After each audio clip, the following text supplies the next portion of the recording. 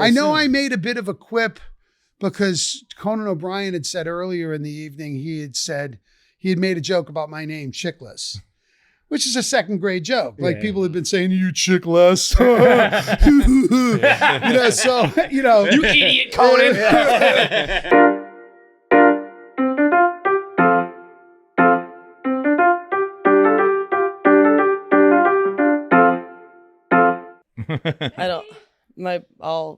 I always say this. Just how are you gonna start? What's that? I was just gonna say, like, I'm feeling out of it today. You feeling out of it today? Yeah, but like I don't. Kidnapped yesterday. That was like, I wouldn't have won it any differently because I like being a part of it. Like what I would have had is actually just not go on stage at all. So for the record, for people listening, Jackie came with us to the Late Mascots live show last night. No one really knows how it ended up happening. I think Pavs just asked you if you wanted to come. Yeah. You were like, yeah, fuck yeah. And you came, and then you got to Philly and were like, why am I here? I forgot. I mean, it was partially on me because I didn't ask a single question. No, that's a cool thing. That you're like, fuck it, yeah, I'm down to ride. That's very awesome to just do that. But then once you got there, I was like, did we kidnap Jackie? Why? Like, does she want to be here? You guys can kidnap me any day. Like, I have fun just hanging out with you guys, and like seeing the whole thing. No, I did feel bad afterwards because I feel like sometimes we used to call my grandfather a food pusher, where like if he was eating dinner, he was like, you gotta try a bite of this. And we'd be like, no, I'm good. Yeah. And he'd be like, no, you gotta try it. And we'd be like, I don't want to eat your fucking food, Gramps. Like, we're good. Yeah. And so he's always called him a food pusher. And I felt like I kind of stage pushed you last night. No, like, that was just like... I was like, no, go out. And you're like, I don't want to. I would have... First of all, I should have been going out. Second of all, it's like, I just haven't been on a stage in like a long time. And I realized that as I was standing on the stage. And then I was just like, I seriously have nothing to add right now. And so it was like, but like, normally like I probably would have been down. But I need like a moment to wrap my head around it. And I was just like, oh, I have not wrapped my head around this. But no, I mean, I don't know if this is like a normal state to be, but like as long as everyone, like I'm never mad about being anywhere. As long as like everyone's cool that I'm there. Oh, do you know what I mean? Like, I completely. I'm 100% with you, and as long as you don't expect something from me, yes. Or if you said something to me and you told me beforehand, that's fine. But if we had brought you and we were like, all right, Jackie, go do 10. Yeah, that would have been fucked up. Yeah. Also, then I wouldn't have come. For the record, yeah, that would have been fucked up if you did that. But like, it was just kind of like. But having people want you in a place, and you're like, you could be like, yeah, no, I'm just the dog. Like, you guys do your thing. I'm just gonna chill right here. You know, I mean. I don't mean that for you. I mean that like when people want that, when people just want you around, it's a good feeling. That's like great. Jackie, it's sick when you're everyone's dog all the time. I didn't mean it in like dog. Like I meant like when I love when I feel like that. Yeah. When I'm like sitting on a couch and like I'm like, oh, no one even cares. That's DAWG dog. No, I mean DOG. Oh, okay. I like feeling like a DOG. Okay. Like where it's like you go like I'm a dog who doesn't like to be touched, but like just like I'll hang out and you guys do your thing. I'm cool sitting here. Like that's fun. So you're more like a cat. Yeah. I guess it's more like a cat. CAT cat. Yeah. But I'm dog like. You're kind of cat like. I'm oddly cat like. You're kind of a cat. Like I'm like if a cat could talk, which no one's ever wanted. Like, no one's ever looked at a cat. Yeah, do you remember that? Do you remember that? Love to hear that thing's thoughts. Do you remember the reviews on that movie Cats or whatever that was called? Yeah, that was like the worst reviewed movie all the time. That was a musical. Only play I've ever walked out of in my life. Really? Mm-hmm. Why? Probably because you saw yourself in it. It was awful. I was a kid. I was very, very young. But like my parents were like, "You want to get the fuck out of here?" And I was like, "Yeah, let's get the fuck out of here. This sucks." But you have a dog like.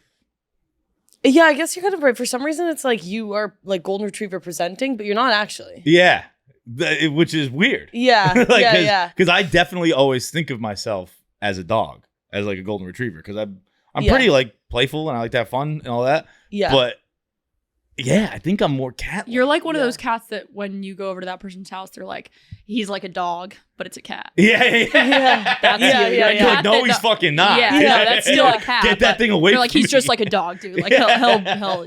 Yeah. Like, I would say, Dukes, epitome of golden retriever. Dog. Oh, yeah. Dog. Pavs is like black cat presenting, golden retriever interior. Yep. Ish. He's very. He's probably just not. He's like iguana. No, I think Paz is very golden retriever-ish. Yeah. Inside. Outside, he looks Italian. So you're like, stay away from me. We're the cats. But yeah, what are you, Una? I don't think I can answer that for myself. You are. Oh, what would you be? I think you're. I kind of think again. I don't really know you, but Okay, I honestly am kind of upset you just said that. I feel like you know me better than when you said the same thing like 3 months ago. well, I know you. I know you much better than I knew you 3 months ago. But like, I still don't really know you. Okay. Right? I guess I don't know you either. Yeah. How much of yourself have you told me? I feel like I overshare all the time. I don't think so. I don't mean that in a I bad don't way. know. Like, I just came in here and I just told you like everything that's happened to me in the last like 2 days. yeah, it was mostly work. That's all that's happened to me in the last 2 days. Yeah, you came in here. We talked about work for a while. Yeah, today. I wasn't like, wow, she opened up there. I don't know what. I mean, I what think do you I wanna know you pretty well at this point. If you said you didn't know me, I'd actually. Yeah, be no, probably we've pissed. actually spent all of the time together All in the of the last time. 2 months, except Pretty for the much last all 2 the time. weeks. Yeah, There we that's go. like Jackie knows you better. I know you. Yeah, we didn't sleep in a room together for 4 Right. weeks. So that's Yeah. true. I don't know. What am I? You're kind I of a would mix. say you're. I think you're. Again, my opinion. I think you're kind of like me. I would say you're kind of dog presenting, cat interior. Yeah, But Jackie has the better opinion. So Yeah. I kind of like works. I feel like. I almost feel like you're hard to pin down Oh. in a good way. Like you Oh. have both tendencies. Yeah. I can never figure out if I'm an extrovert or an introvert. I'm definitely like Because I'm one of the people that extroverted people introvert. assume I'm an extrovert, but I heard who was talking about it the other day. Like the most interesting definition on extrovert introvert. Like, what do you guys think you are yourselves?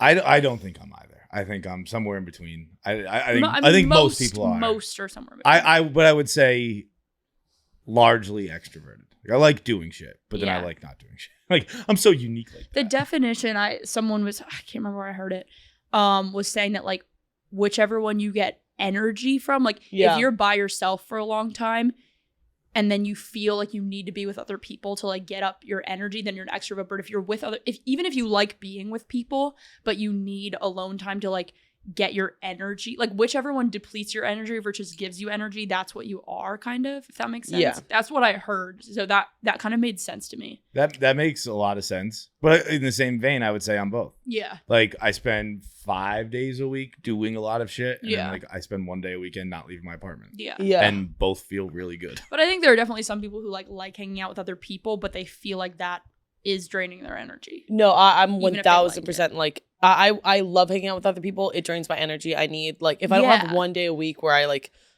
during beach house, I needed to like go on walks by myself. Or Yeah. else I wouldn't be able to interact with people. Yeah, so I guess what powers me is the alone.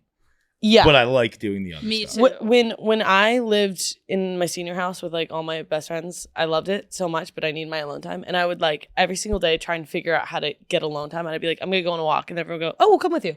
No, I actually need to call my mom. It's like, it's okay. I'll just trail kind of behind while you call her. I would go fucking crazy, and then I would just have like a meltdown every like month, being like, please just let me be alone. Oh my god, I can't. I as you get older though, like I'm like much better at that, at being like, I gotta be alone. And Yeah. and people get like, when I was younger, I didn't think I could even request that. Like, I didn't think I thought I owed it to people to be like, whatever you want to do, let's do it the whole time. And Yeah. then you older, you're like, I'll be back in like 2 hours. I gotta just get the fuck away from you. Like, Sometimes I think I should be more like what you said you were like when you were our age, maybe. But I will request all the alone time.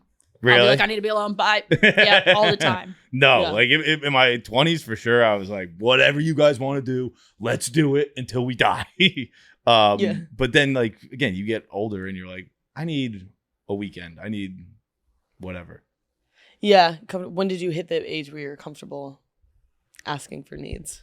It's probably 30s. Yeah. I don't know exactly when, but like early-ish 30s, 32, 33, something like that, where you're finally like, I'm not doing what you want to do today. Yeah. It feels like it's like different for people our age because there's so much like take care of yourself, focus, protect your energy, protect your peace, which is like drilled into our brains. It's like, okay, I can say that I need alone time because I'm protecting That's my interesting. peace. Like that sounds stupid, but I wouldn't say like take care of it was yourself. an opposite opinion or like I don't think we ever had an overarching opinion, but like it definitely like that was not a thing. Yeah. Well, it wasn't like no one was telling you to like protect your peace. Yeah. You're like, I need to protect my peace tonight. But it's funny you say it because I've seen people like my age say, like, I love college kids these days. They're like, they're taking retinol and taking blah, blah, blah. And isn't you tell you're putting it on your face? They're taking retinol. No, whatever you apply. Retinol. They're taking retinol. And I was like, the idea of putting on a skin cream in college is insane to me. Like, bananas. Wait, what were you just saying before? People, when he was our age, he would just be like, I'll do whatever people want him to do. Piece. Yeah, fuck, I had a point, but I forgot what I was gonna say. Okay, but also this is my theory why I feel like I am so introverted, I get so drained by people. It's because I think I try and like almost like match their frequency, and I picture it like, like if you're on a train and then you can see the other train and then you can see the window, and like once you catch up, once your trains are going at the same speed, then you look like you're still with the other person. And so I always picture myself when I'm in a conversation, I'm like the train trying to catch up to their train, and then I'm trying like, and the only way to have a conversation with somebody is if they're like across me still.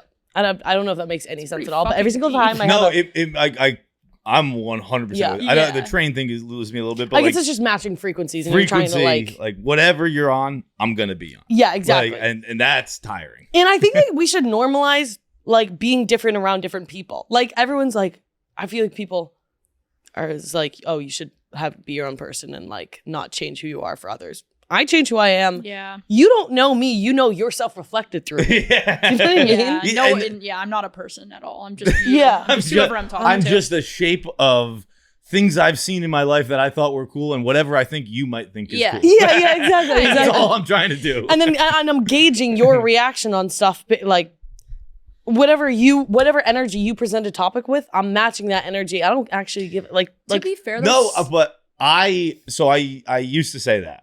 Yeah. Where I would be like, whatever you're like. I just remember always thinking like, oh, like if you put me anywhere, like I'll have fun. If you're having fun, I'll have fun. Yeah. And I forget why I was saying it. Because I feel like I've seen from you like a very distinct change. You're very opinionated now. Now you don't. I'm what? You're very, very opinionated now. Like you stand by your opinions. Like you won't change how you're acting because of the person. Is that what you're trying to say? No, anymore? I'm saying the exact opposite. You do. I don't really know what I do. Masterclass in podcasting. Yeah. No, I was gonna say, to be fair though, when like you're saying like, yeah, we should just normalize being ourselves and not trying to match people's frequency. But sometimes when you do that, not you, but like when a person does that, it's like annoying. Like John's in here sitting on his phone waiting for the podcast to start I come in here, I'm like, I'm on so much Adderall, I did this and this and this and this. And I was like not matching his frequency at all. And like that could come off as annoying. You know what I mean? No, yes, it could, but like you do that stuff. And I like that you do that. I think that's cool that you like as an intern, you go to not just me, but to other people, and you're like, "Can I sit with you and ask you questions?" Jesus, what? No, that's good. I think no, but it doesn't like sound good. It sounds great. It's like the best thing you could possibly be doing. I like that you're an intern, but you just go sit with anyone. You don't give a fuck. Yes, genuinely, that's what I'm saying. I like. All right, I'll take it. That's what you should be doing. Yeah, that's what I get. Why people are scared to do it, but I like that you're not scared to do it. I should be a little more scared, probably. Wait, but you think I'm more opinionated now? Yeah, in a good way. Like I think that you probably before were more like go with the flow. But now you I think I'm pretty go with the flow still. You are still very go with the flow. Like, and I think it's a good thing. I say that as a compliment. Like I think that you have a good mix of go with the flow, but also it's like if you believe something, then you're not gonna like just be like, yeah, you're right. Yeah, that's true. Yeah. If I'm 100% positive in what I think, I only think like 4 things. Yeah. So like, those 4 things I'm opinionated on. So yeah, I guess you're right on that. I notice it because it's something in myself. Like I wish I had more of that. I think that am very wishy-washy with my opinions, and I wish I could kind of like, just cut them down. Just have 4. Get 4. Like, should we develop? Honestly, I like genuinely, I hadn't thought about this. I'm thinking about it right now. I think I stopped having a million opinions, and now I just have like 4. So like, we always had like all we do is talk. To talk, you have to have an opinion, and it would be more like, yeah, whatever. I don't know. Because we were talking about things, or I guess we tend to talk about things, just people like that you don't really care about. Yeah. And so if I don't really care about it, I don't really care about it. Yeah. But I guess, and I'm making up the 4. I don't have an exact number, but Yeah. somewhere around there. It's not a lot. I don't have a lot of opinions. Anyways, you are a dog. You're a dog through and through. I agree. Oh, okay. In a good way? Yes. Okay. Yeah. I think a lot of people want to be a dog. I think you're a true dog. Oh, okay. Thanks. Yeah. I had fun yesterday though. It was like, again, I didn't really need, Dog. as long as you guys are like, That's cool. the most dog thing Yeah. ever. Like I got kidnapped for an hour and a half, driven to Philadelphia, other trapped in a people- room. Yeah. Had a blast. Is that a I actually like, I hate bringing up like therapist stuff, but that is what my therapist always says. I have low self-worth, and that's why I'm like, You have exceptionally low self-worth. Yeah. Jackie. We've been working on it for a while. it's such like a mean statement though. Like, oh, self-worth. But yeah, I guess like it's kind of a blessing for everyone else. Like, I swear to God, I'm happy as long as you're happy. Yes. You know what I mean? Does anyone not feel like that? Like maybe you feel like it more than other people, but is anyone there like, I don't give a fuck if you want me here, I'm here. That's like crazy to think to me. Like I'm the same way. I just hope people want me there. Yeah, I think that's pretty. I don't think we're being too unique. No, I think it's I don't pretty think so. largely Okay. people Thank God. are happy to be wherever people want them to be. Yeah. Okay. Cool. Glad we figured that out. But wait, fuck. No, go. What'd you say right before that? Self-worth low. I don't have Therapist. any. Yesterday was fun. I'm a piece of shit. I'm a dog.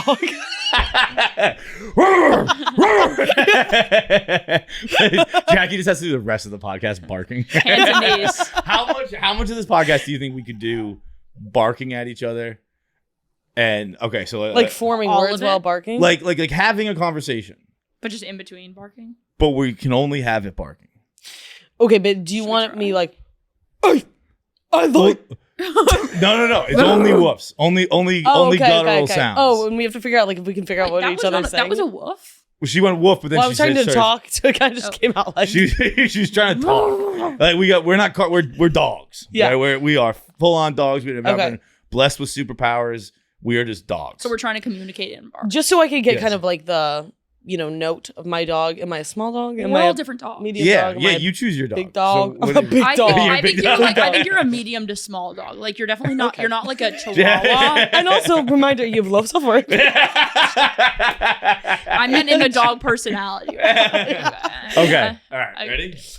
Oh, wait. So should we try and like, are we just barking back at each other? Are we trying to see if we could like understand each other? And Let's talk? communicate. I'm gonna ask a question, Oh, Okay. you're gonna ask like a specific question. and then we're gonna have a conversation. Okay, I'm down. You're not gonna participate in this conversation, only because. Oh. Well, it's just the question I had. You just told me you didn't watch. You're all right, whatever. No, Okay. yeah. Okay. Ready? Well, now I'm gonna ask a different question because I want you to No, participate. no, I don't want to. Okay, but it I'm has- gonna unplug my mic. You guys go. It's got to be something basic like that. You guys just know. Do your question. Okay. What do you think of the weather today? Wait, I thought you were gonna. I thought you were gonna bark it. Well, we have to know the words. So, what do you think of the weatder today? And now we start talking. Oh, what? I thought you were gonna ask. Oh, if we okay, could okay. bark. So now we have our topic, Yes. and now we start talking. Okay, Yeah. what do I think of the weather today? Mm. Ruff, ruff, ruff, ruff, ruff. Ruff? Ruff, ruff, ruff, ruff, ruff. Ruff, ruff, ruff, ruff. Why are you doing dog noises? Why are you doing kidnap noises? Do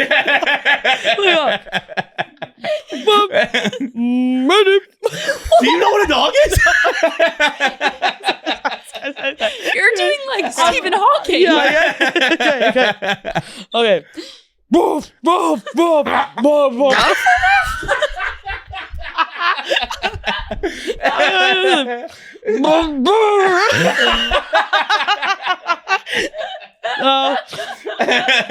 Wait, I'm going more human. I gotta channel more dog. Okay, let's go. What do you think of the weather? What's happening?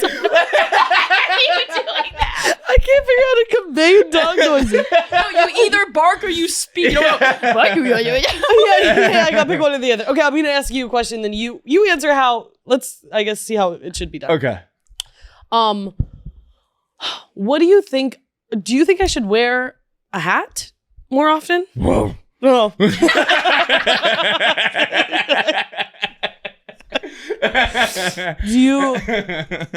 Do you think it's because I have a small forehead and you? Oh. Oh, that sounded like I do have a small forehead. It's like, yeah, it's a 3 head. It's a 3 head. Okay. Another question. Do you think that? Have you noticed my giant pit stains today? Oh. Rough.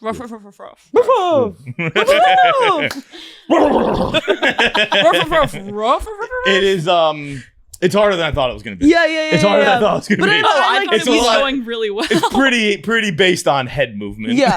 But here's the good thing is like now, but at this point, I think everyone's tuned out, so we could do whatever we want for this episode. Does anyone need to get any slurs off right now? Let's talk about Charlie. No kidding. So Hebdo. the Middle East. She was going to say Hebdo. Charlie Sheen. Do you know that there's a Charlie Sheen documentary? Yeah, Kevin's been texting me about it a little bit. I don't know if I love those two sentences back to back. Where Kevin's been texting me about it. He says Charlie Sheen's gay a lot. Oh. Kevin's almost giving me advice where he's like, yeah, you see Charlie Sheen? He said he just flipped the menu over. Something to think about. Charlie Sheen came out. There was one point I think Kevin texted me. He said he was on crack, cocaine, and steroid creams all at the same time. Oh wait, are steroid creams like actually considered drugs? I believe so. I think Barry Bonds did a cream. It's hard with baseball players. They all like lied about different things they took. Yeah. But people definitely. I've heard of like topical steroid creams. Yeah. I think particularly when Charlie Sheen was on crack is when I heard about them a lot. So it was probably. Wait. So sorry. Steroid creams though are not what makes you like you. That's just like. I mean. What? It's literally just cream. No. So most people I think are doing like a needle. Yeah. But a cream exists that definitely doesn't work as well. Got it. But people use it. Okay, got it. Okay, crazy. Have you been watching anything good? Have you seen Amy Bradley's Missing?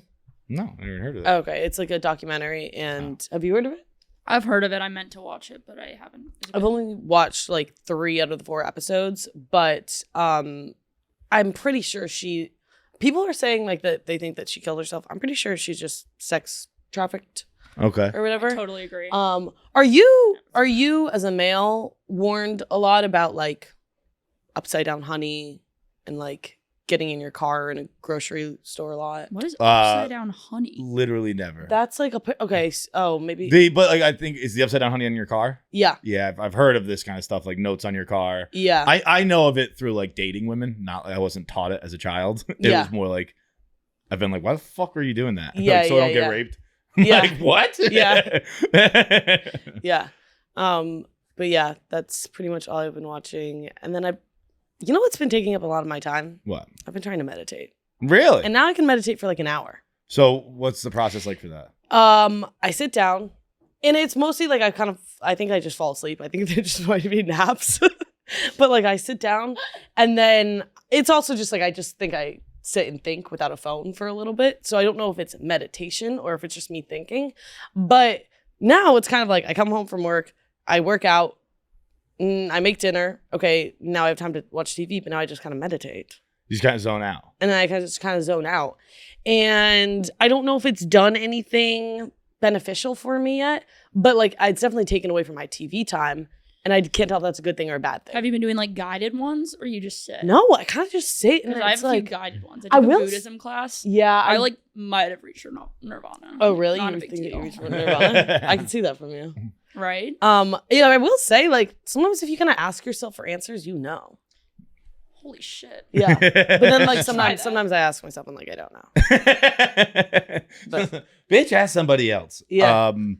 No, that's cool. Ever? Huh? Have you ever meditated? Have I ever meditated? I've never meditated. I think I meditate all the time. Yeah. I was about to say, you are a natural state of meditation. Yeah. You're constantly meditating.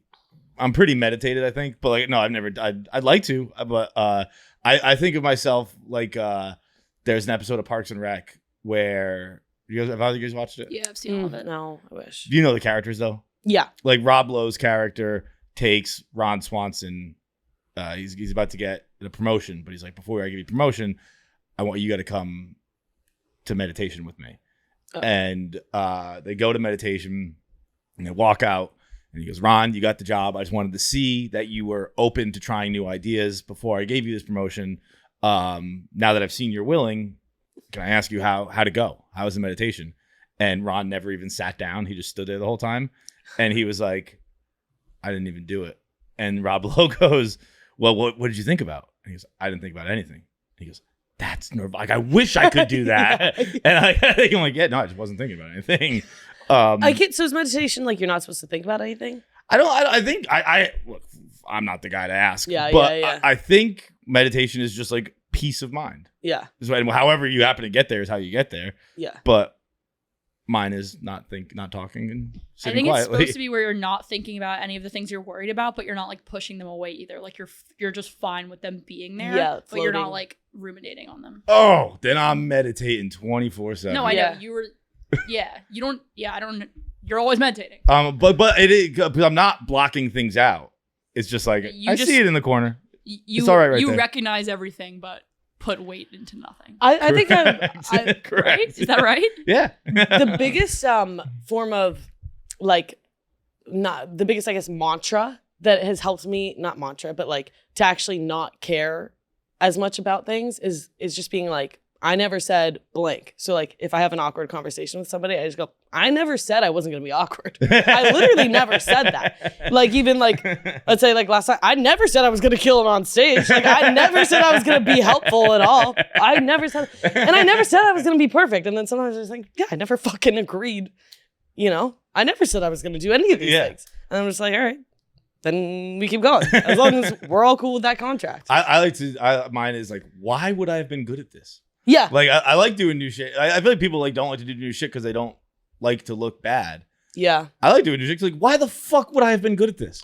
I've never done anything like this before. I have to, hopefully I keep trying and I keep getting better. But like, I always had that. I for a long time had that thought of like, if I'm doing something, I have to be good at it. I have to be good at it. And now I just like being bad at stuff. First sponsor of the day is ro.co, ro.co. Insurance is like a secret language, okay? I grew up in an insurance household. I grew up in an insurance family. I still do not have a clue how any of it works. There's codes and copays, and I don't know. It all makes reaching your goals a lot harder than it should be. But luckily, Ro's Insurance Checker lets you know if you're covered for GLP-1s for free, okay? The Insurance Checker, you can just see if you're covered. All you do is you submit your insurance card, and Ro will take it. That's it. Ro will take care of the rest. All you have one step. Submit your insurance card. There's no paperwork, no hassle, no waiting on hold. Ro's free insurance checker will send you a comprehensive report of your coverage details so you can make a decision that's right for your goals. I've dealt with this a lot, actually, to be honest, in living in New York, using like trying to find doctors and stuff like that, finding out what's on the Barstool plan. This seems incredibly helpful. If you decide to move forward, Ro can help you understand if GLP-1s like Ozempic and Wegovy are right for you and your goals, but that is just the beginning. Okay, it's multifaceted, covers everything. Go to ro.co/KFCR for your free insurance check. That's ro.co/KFCR to see if your insurance covers GLP-1s for free. Go to ro.co/safety for boxed warning and full safety information about GLP-1 medications. Wait, I also, this reminds me, and I don't want to like gas you up. I don't want this to sound fake, but your stand-up was really good last night. Oh, thank you. Yeah. And Tommy also wants me to, he said, feel free to share this opinion on KFC radio. So I obviously will. I was very impressed by Tommy too. Feel free to tweet that. I said, I'm not going to, what? I'm a little disappointed in you. For saying just it. for coming on and saying that, like, he can come in here. Because I was like, Tommy, that was like really good. I'm like actually really impressed. And then he said, oh yeah, okay, feel free to tweet that right now. I said, I'm not gonna tweet that. And then he said, all right, well, do you want to like say it on KFC radio? I said, all right, deal. So this was the conclusion we came to. But yeah, he like, I guess that was his best one of the other ones. But like they were all really good. So that was yeah, he seemed very comfortable and like it was well written and like flowed really well. Yeah. Which kind of brings me to you. You did you write that all at one time? Oh God. Really? It's like separate, like whatever. Yeah. I think it like flows really, really well. Really? Yeah. Thank you. Like it seems like it's like all written for each other to lead into each other. Which I feel like is a sign of a really good like. But I guess it obviously isn't because I've heard these segments on. Yeah, you've KFC heard radio, stuff. Yeah. Yeah, it's hard to like the wait, what was the one that I thought? I guess I won't like give it away, but there's You can give it away. I don't care. There was one that you had told completely differently. I forget which. That's what's really fun. Yeah. Is like telling things like be like, I'm just gonna do it different this time and see what happens there. Yeah, like even it was a small thing like for your dog dying one, you said like the Holocaust line, you said it differently how you said it, and I was like, oh, and like I thought it was even funnier than. Really? I Yeah. thought that segment was bad last night. Really? I think whenever I bring up, I sometimes I tell a story about my dog dying, and I just feel like the people care about dogs too much still. Like you're telling a story and like everyone's like pulling back and feeling. I'm As like, a dog? I'm like, it's my fucking dog. Relax. Like you guys never even met this dog. Yeah. Dogs die every day. Stop being so sad about this one specific dog. I'm laughing while I tell the dog story. Now I know you're definitely a cat. So you don't give a fuck about dogs. Yeah. I mean, it's a sad story, but like it's a funny story too. Yeah, that's true. It might like maybe it just makes people think of their dogs dying and it like hits a. It's gonna happen, guys. My dog has died and oh my god, no, my other dog died. Anyways. But that was very nice of you to say. Thank you very much. We do have one more show next week in Chicago. If you're around and you'd like to come, no one's listening. We did a whole segment where we barked at each other, but we probably lost them during the barking. But if you still are on, let me switch to your native tongue. It is Joe's on Weed on Wednesday night. I think it's pretty close to sold out, if it's not already sold out. However, they have been booking us at massive venues that are way too big. So give it a double check to see if it's sold out or not. And if it's not, please come. It's very funny. It's going to be me, Tommy, Sass doing stand-up. We're going to show some episodes. I'm sure we're going to have special guests from Chicago on stage. Nick obviously will be there doing stand-up. I think KB might come out. Don't tell him I said that. We'll probably drag Jackie out. But the shows have been really, really fun. I've like really enjoyed doing them for probably the first time. Not the first time. Well, I know what we're doing better. Yeah. Like KFC Radio was like, yeah, we go out there, we do a live podcast, which is hard. And Kevin said that, and like comedians have said that like doing a podcast is harder than doing their comedy. Yeah. And now that I have like a bit of a routine, I'm like, they're 100% right. Like I just go out there for 15 minutes and say the same thing I said last night. That's easy as shit. How much of your set is going to stay the same for Bert? Are you trying to write like all new stuff? Or are you going to keep most of it? I don't really know. I guess it depends how long he gives me. Because I probably have like 20 to 30 minutes of stuff. Mm-hmm. I'm not going to do a half hour. I'm sure it's going to be either 10 or 15. So I'll probably have mostly, I guess it might be half and half if I had to guess. Are you going to keep doing shows after the tour? Yeah, I think we're going to try. Okay, cool. I want to come. Can you do one in New York? Yeah. No, I think like I'm going to do very like small shows in New York.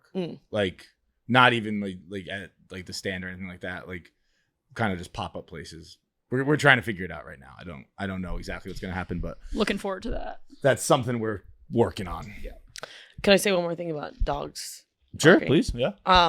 I talked about like the telepathy tapes thing that I listened to, and it brought up like that animals might be telepathic. Mm-hmm.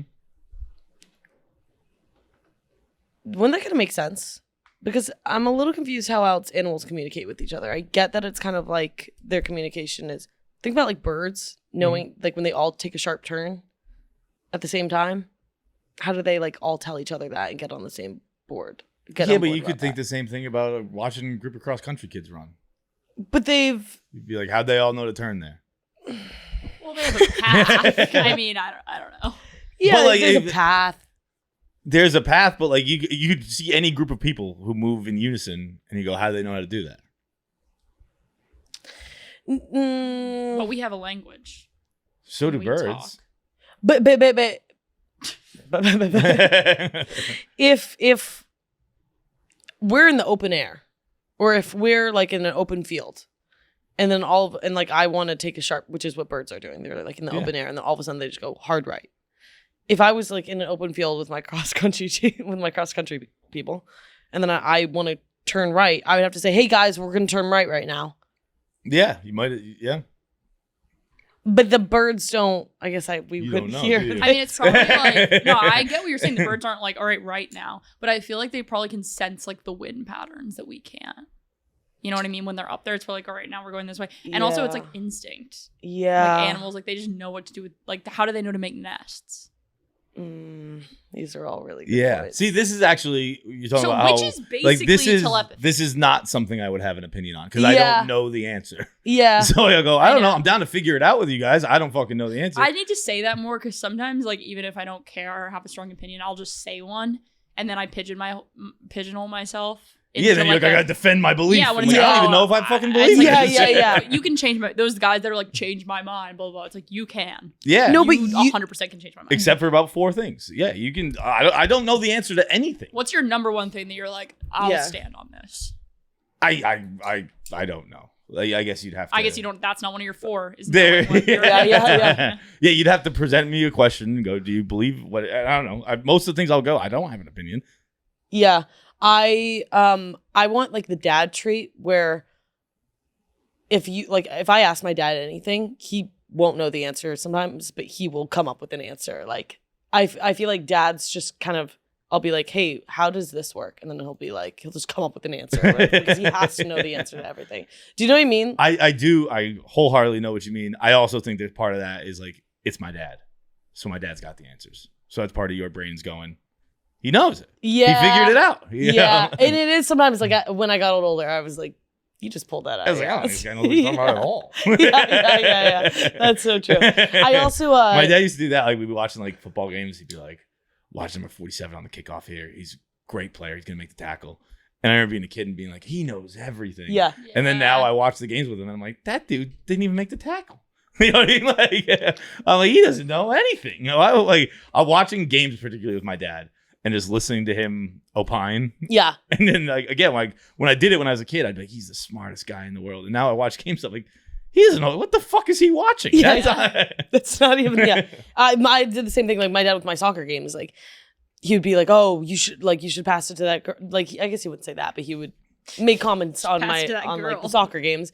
And then as I got older, I was just like, that's not all what happened during the game. But I would just kind of let him have it. Yeah, you know? you're probably like, then you start sitting in the car, you start thinking like, I don't even think my dad watches soccer. Yeah. I've been listening to his advice for 15 years. I don't think the guy's watched a soccer game that I didn't play. It's like when you're a kid and you hear like for the first time an adult, you like overhear an adult have an opinion that's different from your parents and you're like, oh fuck. Like it's like such a big deal. You're like, you either think the other adult is like Satan because they have like a slightly different opinion than your parents, or it like crumbles your whole like belief system. Is this what Yeah. the world is like? People have different opinions than my parents. Yeah. I'm like, no, but my dad said I also think a good dad trait theory that a lot of dads can like doodle well.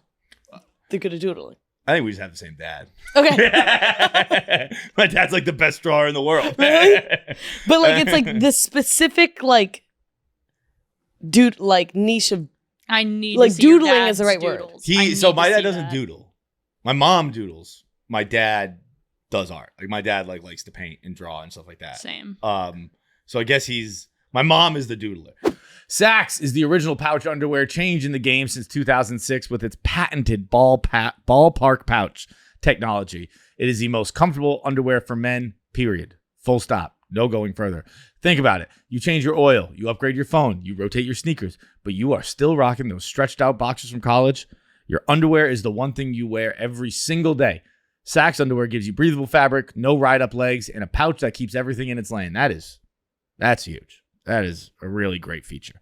No chafing, no riding up, no weird adjusting midday, just distraction-free comfort that lasts. It's the kind of underwear you notice when you first put it on, and then forget about it because it is just that comfortable. Why can't I keep saying words wrong? Because it's just that comfortable.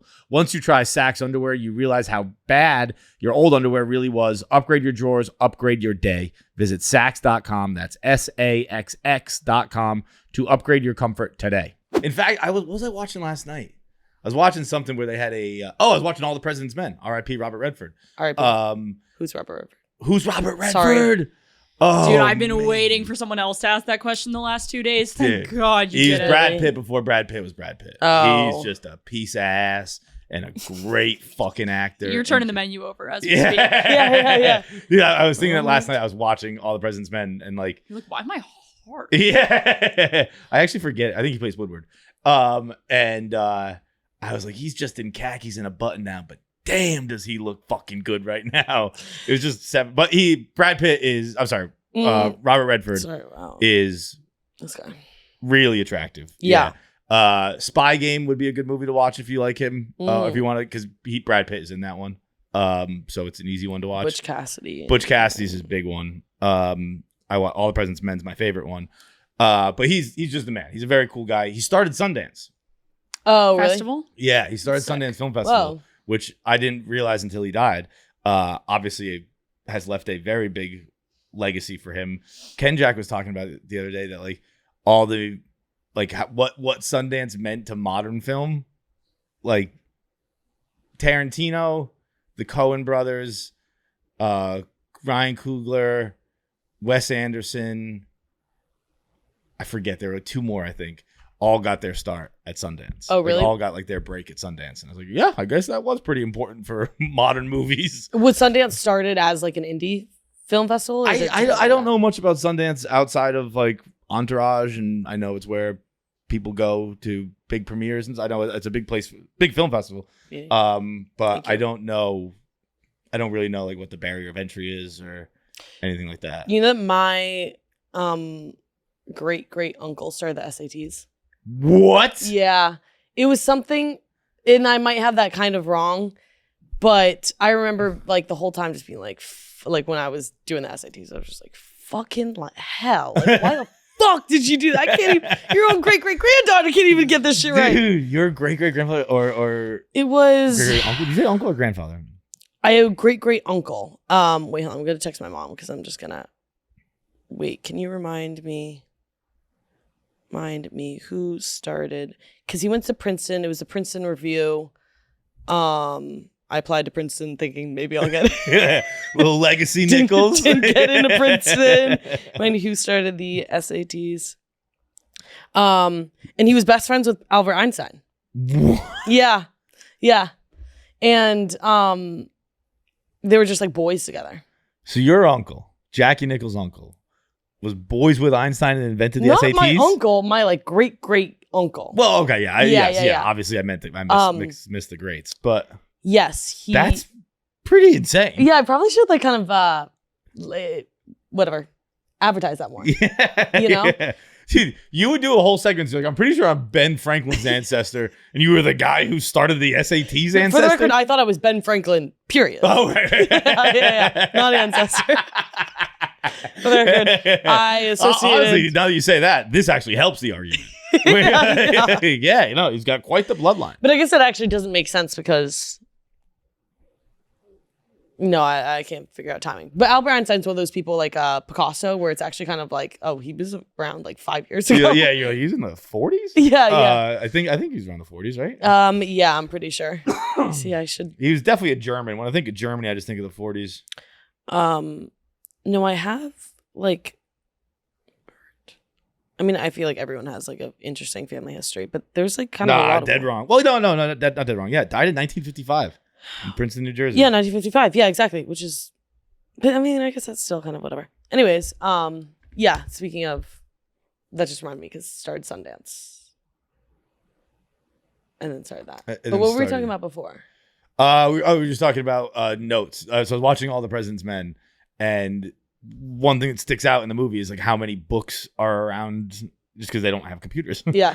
So it's like a shitload of books everywhere and all these notepads that they're taking, all these, obviously incredibly important notes on, and the doodles that he would have around them reminded me of like my mom's notepad by the house phone when I was a kid. Oh. Where it's just like goofy little faces and like these little words. Oh. Yeah. Was it like, yeah, well, I remember like my dad like doodling all the time or whatever. And then that was during Beach House. Danny one time took like a whiteboard and he started doodling and it looked exactly like my dad's doodles. And I was like, oh my God. I thought it was so cute. And then I was like swooning. It is weird how we all just go for our parents. I know. Yeah, I guess that is kind of and like then when you say it, like every time you say it, you're like, oh, that reminds me of my dad. Fuck me, dude. Yeah. Why did that work on me? It is so weird. Wait, didn't we have a whole didn't we talk last time? It was like just us two and Pavs about what's the effect? Oedipus? Oedipal? No. Where Complex? like you are attracted to your like family? No. Oedipus. No, not like attracted to your family. Like the what effect? The blank effect.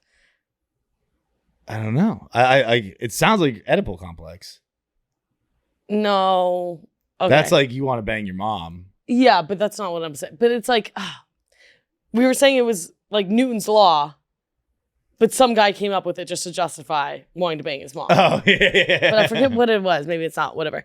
But the older I get, the more I'm kind of like. Yeah, you like see things you're like, oh, that's cool. That reminds me of no. Yeah, why? Yeah. Why does he do that? Do you have that with your mom? Like do girls do things that remind you of your mom? That I don't. It's weird. Like nothing ever specific, but like I think with men, a woman reminds you of your mom because like she's taking care of you. Yeah. So like it's not like, oh, you draw like my mom, but like, it's just like someone's making me dinner or like someone's like consoling me when I'm sad or do you think it's just because like nobody like checks in on men and their emotions that it's like when anybody shows the slightest bit of I think care? there is probably some to that. I read recently about how like everyone says men are pussies when it comes to like just your sickness. Yeah. Like men are like when men get the cold, it's a disaster, whereas women power through it. Yeah. I saw an interesting thing that was like kind of, I guess, theorizing that that's because when you're a kid, that's the only time you're allowed to be vulnerable. Oh yeah. Like if you get hurt, you're supposed to get up, you're supposed to shake it off, dust it off, be fine. Like men are taught like you don't cry, you don't show emotion, but when you're sick, you're free to show all the emotion you want. So that's why we do it when we're older, is we're still just doing the same thing. And I have no idea if it's true or not, but I was like, that makes sense. I see where they're coming from on that. Yeah. I always joke with my mom that she is like the opposite of whatever Munchausen's is. Cause like whenever I was sick when I was younger, she would be like, I fucking bet you are. And I'd be like, no, I like just threw up. And she'd be like, and then I remember one time she was like, okay, do you want Oreos? Do you think Oreos will help settle your stomach? And I was like, yeah, probably. She was like, psych, gotcha. You're not fucking sick if you want Oreos. and then I just remember like for like every single time she would give us such a hard time. Like if I hurt myself in soccer, she'd be like, so you just want to get out of soccer. And she was such a hardo for no reason about that. Anyway, so now every time I'm sick, I'm just like, no, I'm not. No, I'm not. I feel fine. My mom was the opposite, where it was like, I'm sick. And I was like, okay. Oh, really? But like she'd be like, okay, like, are you saying you don't want to go to school? And I'd be like, yeah. She's like, all right, go upstairs. Like, yeah. But I think it was because we had a lot of kids, and she's like, I got 3 others to deal with. So like, if you want to like leave behind today, fine. No one fucking cares. Get out of here. Do you think that she ever was like a not chill parent? Like, but you were the oldest, so you were the first. So it's like, was she ever not chill with you, or was she just like worn down after 4? What do you mean? Like, do you remember when you were younger her being strict? I feel like she's so chill, go with the flow, but you say that that's because there were so many kids that she was just like. Yeah, but I think she's always like that. Like, she's a cat. My mom is a cat. Yeah, she's probably a dog presenting cat. Yeah, I just think blonde, you're dog presenting. Yeah, but the wait, you said something just before that. Sick. But like she was very like, we didn't have rules. Did you have rules?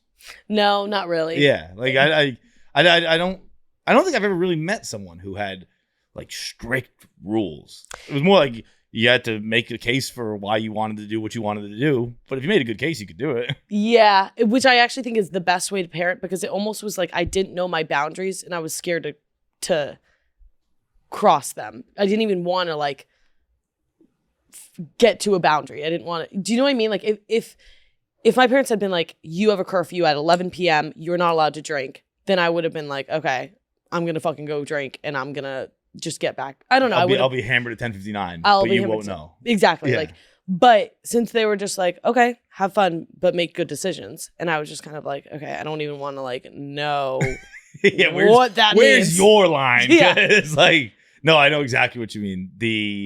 My parents were very much the same. Where it was like, yeah, just make good decisions. And I didn't often. Most of the time I didn't. But I still had that in the back of my head. Like, I should make good decisions here. See, I always did. Again, they just like had like this, I don't even know, like I never snuck out because I never wanted to whatever. I think they had a really good with money. Well, I guess this might be like this is obviously like privileged or whatever, but they like in college gave me their credit card. Okay, yeah, this is actually just like really like nice or whatever. But they never gave me a limit or anything. But they were just like, don't like make us take this away. And so then I like barely even used it because I was just like, I don't even want to. Well, that's not true. I did use it a lot. But I was like, I don't even want to. Like, it scared me more than if they'd given me a budget that I would have used all of it. But like until then, I was very frugal because I was just like, I don't even want to like know what their limit is. And that was kind of all of childhood. And I feel like that's a good way to parent. I guess you're right. And mine is probably the same, only it would have different outcomes. We're like, yes, I got a credit card. But you. And I got told, don't use that. And then I used it I would use it to visit my girlfriend a lot. And then I remember one day the bill was like $7,000 or something like that. And my mom just sent it to me. And she's like, I told you not to use it. That's your bill now. And I was like, son of a bitch. Oh my God. Did you see Ella Griff? I only saw the clip. I didn't see the whole thing, so I don't know if this is true. But I think that she was saying that she would buy tables like every single weekend for her and her friends. And she probably did that like 60 to 70 times. And it's like $11,000 per table. So like the amount of fucking money that she spent on a table is insane. That's like I didn't, but like I guess that's what I was saying. Where it's like, that's cool. We would have. I guess we were allowed to have our actions, and then we just had consequences. Yeah, where it was like, here's your credit card. If you use it in an emergency, if you use it, don't use it more. And I used it more, and then it was that's you. I fucking told you not to do that. There's your bill. Congratulations, you're $7,000 in debt. Yeah. Did you ever sneak out? No. Yeah. But like we've talked about that though, because like I didn't like party with kids in my hometown. So like when I went to parties in high school, I was gone for like 4 days. So like I didn't have to sneak out. Okay. You know what I mean? Like we'd like have like a long weekend and we'd like rent a hotel or something like that. And I'd just be like, hey, we're going to Vermont for the weekend. And they'd go, okay, see you later. Yeah. And I guess you were boarding school. Yeah. Yeah. Wait, were you boarding school all 4 years? No. Okay. No. My freshman year, I was not. That was when I got caught having a party at my house. That's right. My parents were gone for a week and I just let my friends have it. But that was always the thing where like, I was talking about this with Caroline recently, actually on Fishbowl. Great show. You guys should check it out. Should I? Yeah. But where it was like I forget what I was trying to say. Where like when I was a kid and I would get in trouble like that, I never felt bad about it. Because I knew I wasn't a bad person. Oh. Like I knew I wasn't doing bad person things. I was just doing kid things. Like if I was like Caroline was talking about how when your parents would tell you they're disappointed, it's so much worse than when they're mad. And I was like, I completely disagree with that. I never had a problem with my parents being disappointed in me. And because I knew they were just saying it. But you're not disappointed in me that I went to a high school party. Yeah. Like you're not. Stop being so fucking dramatic. Like you'd be disappointed if I didn't get invited to high school parties. Genuinely, you would be. Yeah. You don't want a fucking loser kid. So like I was always like, I know you're doing what you have to do. I'm gonna do what I have to do, and I'll go to my room. But like we both know this is silly. Yeah. I have a complex where I like don't believe I'm a good person, and I have to like remind like I kind of think I'm evil. Okay. I know, Let's unpack that. I guess like evil is like an intense word. I don't think I'm evil. I just started the show saying I don't know Una. It turns out I don't know you either. Yeah. Well, no, I just think I just question my morals for everything. Like even if I give money to a homeless person, that's for me. Like that's to make me feel better about myself. Do you know what I mean? Like I don't know if and I guess this is just human nature, but I don't actually know if anything that I do, that any of us do, is really for another person. Like I think if I'm even consoling another person, I don't like, I guess if I really get down to the root of it, I'm always like, am I just trying to make them feel better so that I feel better? This is crazy that we're like, you already gave away the game. You're doing it because it makes you feel good, right? Yeah. You do good things because it makes you feel good. But so I like don't that think makes you a good person because doing good things makes you feel good. Not doing bad things makes you feel good. Yeah, I guess, but it's for technically selfish reasons, which I guess is just human nature. Yeah, like At the end of the day. I completely like being personable, being nice, like that just makes you feel good. So Yeah. selfishly be nice. Like Yeah. everyone should selfishly be nice. Be nice, and it makes you feel good. Yeah, I agree. Yeah, but the fact that you're thinking like, I do good things and it makes me feel good, I might be a bad person. It's crazy. And it's not crazy. Yeah. Like it's probably even more evidence that you are a good person that you're even asking it. But I guess it's kind of like your set. yeah. Yeah, that's right. Oh, wow. Just annoyingly nice. yeah.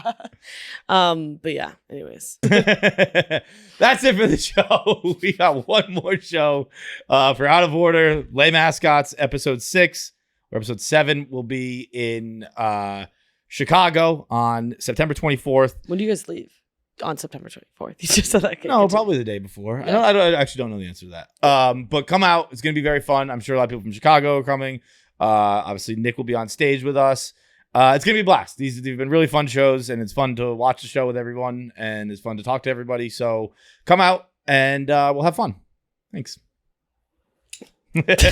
Shout out to our friends over at Kraken. If you are going to trade crypto, do it right. Don't do sketchy platforms. Do not do sketchy customer service. That's why we only trust Kraken. Kraken lets you buy, sell, and swap over 300 cryptos without the lag, the crashes, or the clownery. Buying crypto manually, very, very old school, my friend. Recurring buys let you automate your investments so you stack sats without even thinking about it. DCA done right. Buy more when the price dips, less when they spike. Link your bank in minutes, set it, forget it, and let your portfolio grow. Kraken Pay is instant crypto payments. You got no more excuses whether you're covering a lost bet, splitting the tab after a night out, or sending funds for the next wild adventure. Kraken Pay lets you move money instantly with zero fees and no banks holding things up. Oh, and if you refer your friends, Kraken will hook you up with $200 in USDG just for spreading the love. So quit waiting. Head to kraken.com/barstool.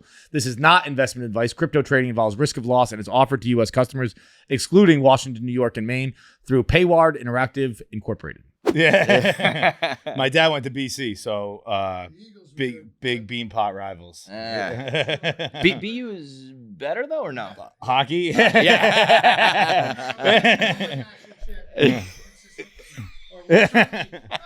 When I was, growing up, the BU was it, right? Yeah. in that sport. When- We were shit football. When you were growing up in Massachusetts, was hockey king at that time? Like your friends played and stuff? In basketball, because have we started? Yeah, that's how we go. We're Yeah. here with Michael fucking Chiklis, everybody, talking mass hockey. I grew up. I was a long-suffering Red Sox and Patriots fan, but they just always broke my heart. Mm-hmm. Especially, the Red Sox, because they would get so close so often. Although the Patriots, they went to the Super Bowl twice and got the Well, they got shit smoked. kicked out of them. I can swear, right? Yeah, you of can course. say Barstool. whatever the fuck you want. Yeah, I love this shit. Okay, good. So but at least a couple of our teams, the Celtics and the Bruins, gave us something to crow about. They'd win some championships, but then finally in 2004, like my kids have this totally skewed understanding of Boston sports. They think like, oh yeah, we're title town, and we are. Yeah. Like for the last 22 years, we've been insane. It's just, I don't know. And I found myself complaining about the Patriots last year, and a friend of mine just looked at me and went, "Shut the fuck up." Yeah, which I was like, here we go. Like, yeah. We're gonna get into it. Yeah. I'm a New York guy, and I'm on the wrong side of the New York. I'm a Mets, Jets, Knicks fan, and I just had it terrible.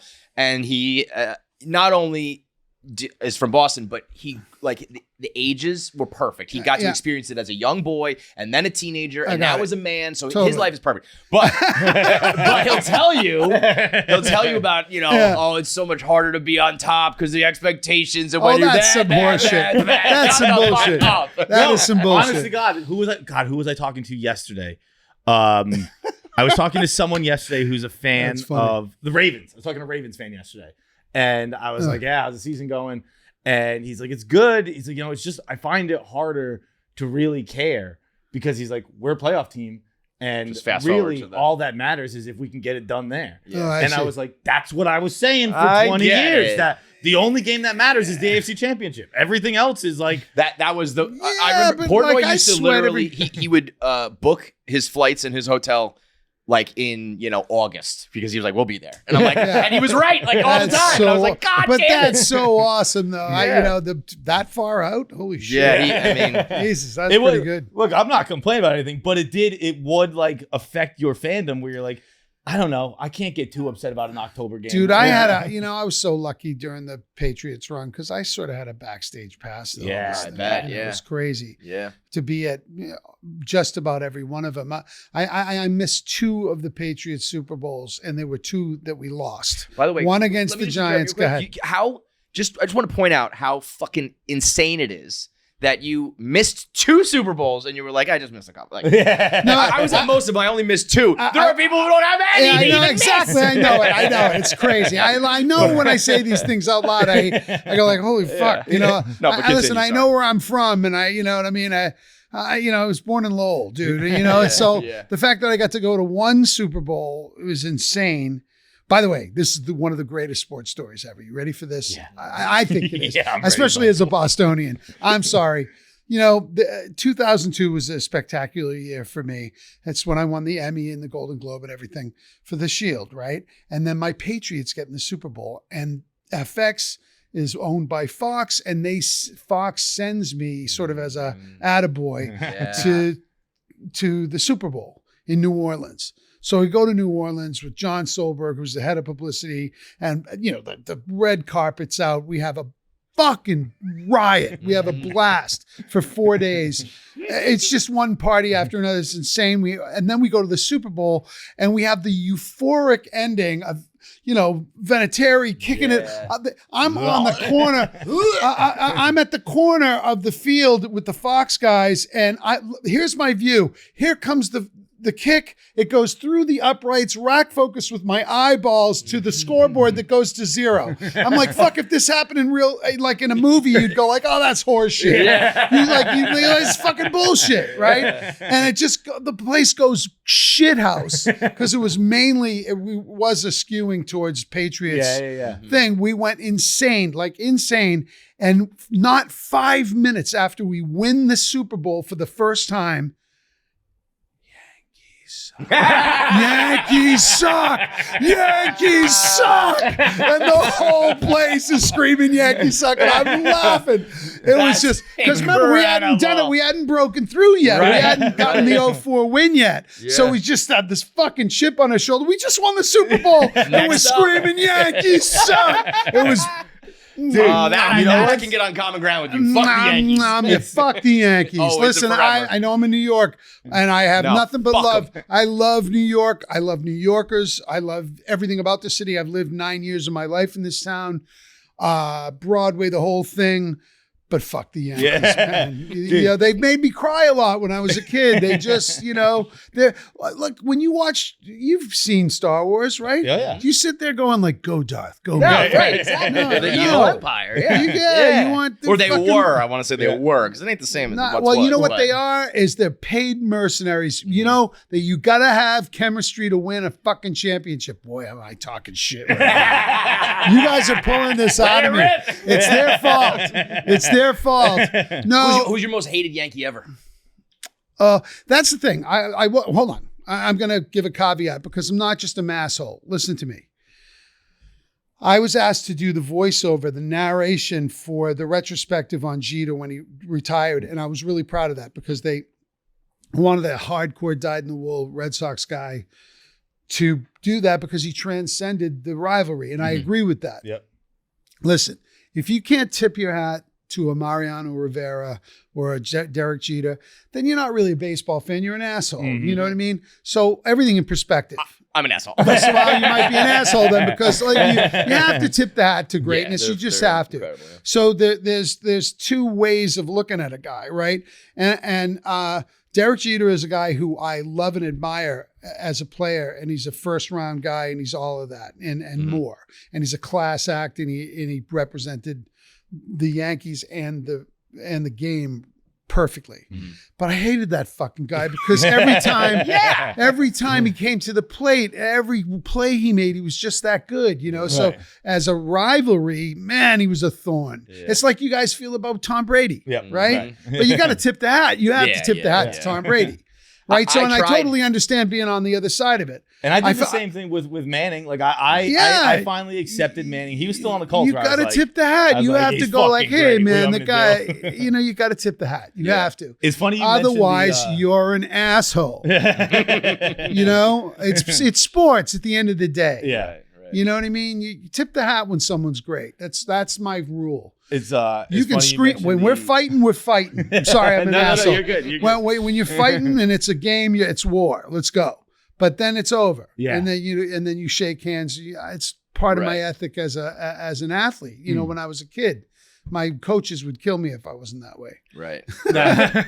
I was saying it was funny you mentioned the Yankees suck because we just had a show in Boston. And I had mentioned like was some that headlines. fun? Well, I'm from Fall River, so I'm Fall River. Yeah, so I'm happy going home. But I done a joke about the New York and the Yankees and stuff like that, and I just said I was like, and everyone laughed, and it was like, you know, it went fine. But I was like, there was a time when I wouldn't even be able to do the rest of this set because everyone would be screaming, Yankees, because I just mentioned Aaron Judge's name. Yeah. Right. And like that doesn't happen anymore, which I'm hoping it does soon. Yeah, I want that spark back. Well, you know, listen, for a while there, the Yankees did suck and the Red Sox sucked. And that's when baseball just isn't as good. Yeah. I'm sorry. When the Red Sox and the Yankees are out of it, you know, I'm a lover of baseball. I love baseball. You know, but I love. No one wants to watch like the Mariners play the Marlins. Well, let's face it. When it's juicy like that, when they're hating on each other, like the other night in Fenway, that's good shit. Yeah. You just want that. You know, you want that kind of tension, right?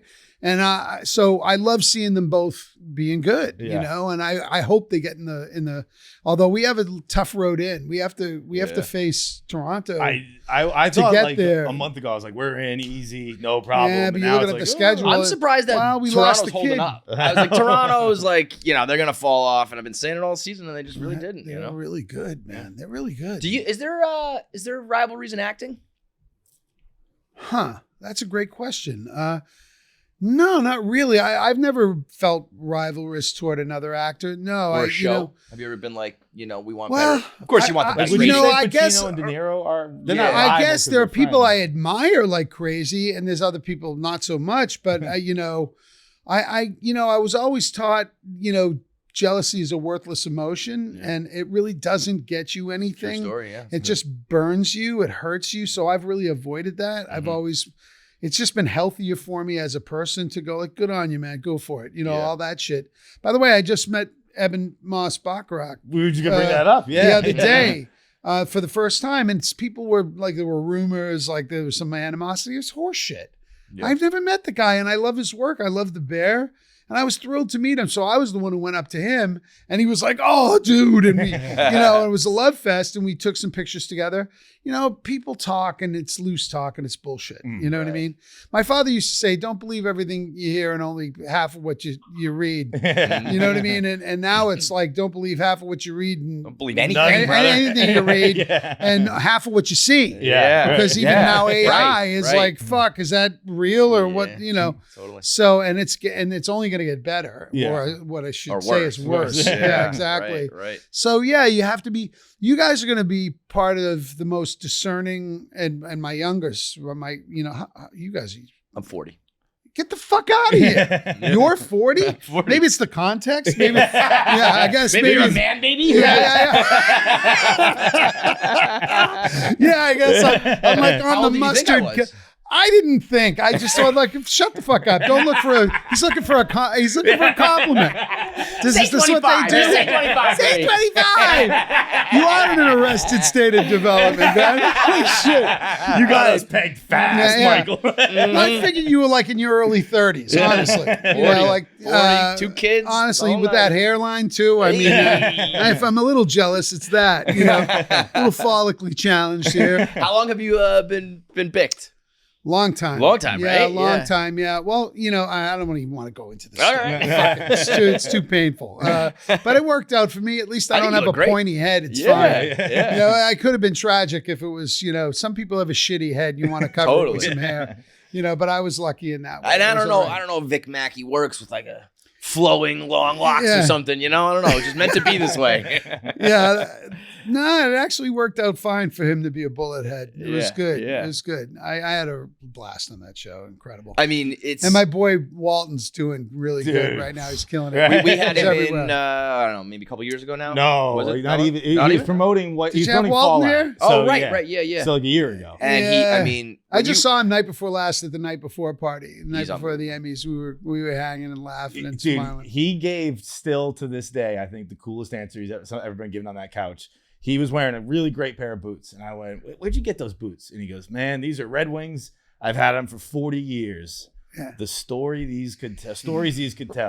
Sorry, excuse me. Sorry. Yeah, no, yeah. That sneeze on the truth. He leans down and just goes, see, Walt's cool, man. He's a fucking cat, man. I could tell you stories all week just about he and I. 7 years on that show. We went through some shit, you know. And that show, like, I'm trying to think of the rest of the cast. Nobody was really like a superstar, right? No, but all really seasoned working pros, including Walt, had been around a long time. And one of the most wonderful things about that show is because we were all old seasoned pros is when it did explode and all the accolades came and everything, two things. We kept our work ethic and we kept our noses down. Mm-hmm. And we appreciated every minute of it while it was happening. Wasn't hindsight's 2020. Right. DraftKings is we don't even need to do ad reads right now. It is football season. You are on DK. You are on DraftKings. It is your season, your shot. The NFL season is rolling, and every touchdown can bring you closer to a payout with DraftKings Sportsbook, an official sports betting partner of the NFL. Every game is another chance to cash in. Do not just watch the action. Win with it. DraftKings Sportsbook delivers the unmatched intensity of the NFL right to your fingertips. From the first touchdown score to anytime TD props with a thrill of live in-game betting. Every snap is loaded with opportunity. New customers, this one is for you. Bet just $5 and get $200 in bonus bets instantly. Plus, score over $200 off NFL Sunday Ticket from YouTube and YouTube TV. Your season's heating up. Download the DraftKings Sportsbook app and use code KFC. That's code KFC to get $200 in bonus bets instantly when you place your first $5 bet. Plus, over $200 off NFL Sunday Ticket from YouTube and YouTube TV. In partnership with DraftKings, the crown is yours. How many, when you won the Emmy, what season was that for? Season 1. Oh wow! So you got the accolades pretty quickly. Okay. So the whole time, 7 seasons of that was like it was never a moment of like, hey, it wasn't actually popular when it aired. It was after the fact. It was always we killed. No, I mean it just killed. Yeah. It just did. It was because it was artistically, it was right there. Familial, it was the, we were just a family. Mm-hmm. And it was one of those things when every aspect of it was great. Yeah. It was just a great run, life-changing, amazing. We still talk 3 times a week, all of us. That is every single good show. Yeah. We've noticed that. Show. That's right. Because you've gone say, through an odyssey together that you'll never forget. It's a bonding experience like you can't believe. But it also means you guys are like, there's people who go through that. And you see it on the screen, though. I say this Yeah. about the chemistry. What I was saying about the Yanks. And I shouldn't even say it out loud because I don't want to key him in on this because maybe the coaching staffs will get savvy to this shit. I've always believed it. I don't care if, making television and film is a team sport. Theater, it's 150 people coming together for a common goal. Mm-hmm. And that's a team, right? Mm-hmm. And if you don't have that alchemy together, you're screwed. You might perform well, you might have individual talents, but if they're for themselves and they're mercenary, you're not going to have a championship team. I don't give a shit what sport it is. I don't give a fuck who you are, unless it's an individual sport. Like golf, you can get away with that shit, but you can't with a team sport. Yep. And man, the knuckleheads of the 2004 Red Sox, they had that alchemy and they were laughing and doing shots and fucking, they were into it. They were playing ball together. They enjoyed it. Yeah. And that comes out in casts too. When you're in a cast, you could see that we loved each other. You got that chemistry. And one of the greatest things that Sean Ryan did as a showrunner is he saw that Kenny Johnson, Walton, Goggins, and I were, so he built up our brotherhood to tear it down, and it made it that much more. You felt it, yeah, horrifying. Yeah. And we were like, "Oh fuck, really?" As we were reading it, because we had to go through all that and really go there. We're really committed actors too, though. I like the way that Game of Thrones ended, where they just kind of had some character turns and things that didn't make sense. Like that show made sense when you needed to kill somebody or you needed to turn on someone or back to whatever. It made sense. That's a great showrunner and an integral showrunner, and that's why we've never come back because we don't want to do like a remake or something like that. Yeah, we don't want to. A movie or something. Yeah, we never say never in that. If someone had the eureka moment and there was something that for Vic, like all these years later, to see what's up with him, if it was like something that leapt off the page, it was phenomenal. And I really would only rely on Sean to come up with that. Yeah. Though you never know. That's one thing. Right. And that's why I never really say never. Yeah. But honestly, we just don't want to touch it. On to the next thing. My favorite quote in the world is Tom Brady. What's your favorite championship? The next one. Yeah. That's the greatest attitude. You're not supposed to be looking back in the rearview mirror. What happens when you're looking too long in the rearview mirror? You run into a fucking tree. Keep looking. Keep going. Yeah. I hear you, but shit, as a Shield fan, I would watch it. Yeah, I understand. Well, but but I got some shit brewing. Yeah, and by the way, I want to talk about this movie because whether you're a Shield fan or whatever stage of my career, this is one of the best things I've done in my career. It's a crazy story. Dude, it's a true story. Can I go off about Mike Flint for a second? Absolutely. This motherfucker, listen to this guy. Oh, although he'd hate this because we're swearing and salty and he's a good Southern guy. He's a Southern boy. Yeah, God-fearing man. He's like, he'd be like, God, Michael, without that salty language. No, but I mean, when I met him, I was like, oh, you did do this, didn't you? At 74, I met him. He was 59 years old. Listen to this. Mike Flint was the oldest college football player in the history of college football. The guy was the captain of the Odessa Permian team that Friday Night Lights was based on. He then went to Sol Ross, which is a big-time Division II West Texas football team. They specialize in defense. He was the captain of the defense, captain of the team as a middle linebacker. Crocodile, just a guy that when you shake his hand, you feel the power. He went on to being a strength trainer, but when he was a senior in college, he was the captain of the team. First week at school, he sees a freshman out of the dorms after hours. He says to him, "Hey man, you got to get in." The kid told him to fuck himself. Next thing you know, they throw down. They get in a fight. Mike breaks his nose, beats the kid up. Next day, he's not only thrown off the team, he's thrown out of school because he's been in one fight too many because Mike's a hothead. Well, he was also revisiting a little bit of the violence of his father. His father was, turns out it was a World War II veteran, PTSD. They reconciled, that's not in the movie, but they reconciled, thankfully, late in life. But when he was a kid growing up, his father was violent with him. So there are cycles of violence in life, right? And you either keep them going or you break them. And that's a lot about what this movie is about fixing regrets. And, I mean, it's a redemption tale. Yeah. It really is. And it's a beautiful, big-hearted movie. Listen, you like sports movies? You like, Miracle? I was going to say, yes. By that same producer. Yeah. This producer produced Miracle, Secretariat, right? Rookie, Invincible. I mean, Mark Ciardi. Mark Ciardi knows how to do this. And Rod Lurie's an Academy Award nominated wonderful director. Incredible cast. What did he do? The Last Castle. Yeah, that's right. With Redford. Yeah, with Redford, who passed away. That hurt me. He's one of the reasons. Can I get serious for a minute? Please. Robert Redford, is one of the reasons I became an actor. And that was an era, I'm much older than you guys, that one of the reasons I aspired to be an actor is the power and impact of the medium and what it did for people and what it did for me as a young kid in the theater and watching movies. And it took you to different places in the world. And when you'd see them in interviews, you'd see the deference that people had for them. And it's because they were very well-educated men and women. They were respected. And a lot of that has come down dramatically. And it hurts me because the respect for when you say an actor, now it's fuck you, actor, shut up, actor. And, you're a trained SEAL, just entertain me and shut up and don't give me an opinion. And that hurts me because, actors from that era were incredibly worldly wise, well-educated. And one thing that people don't, and we don't do ourselves any favors in Hollywood as a culture.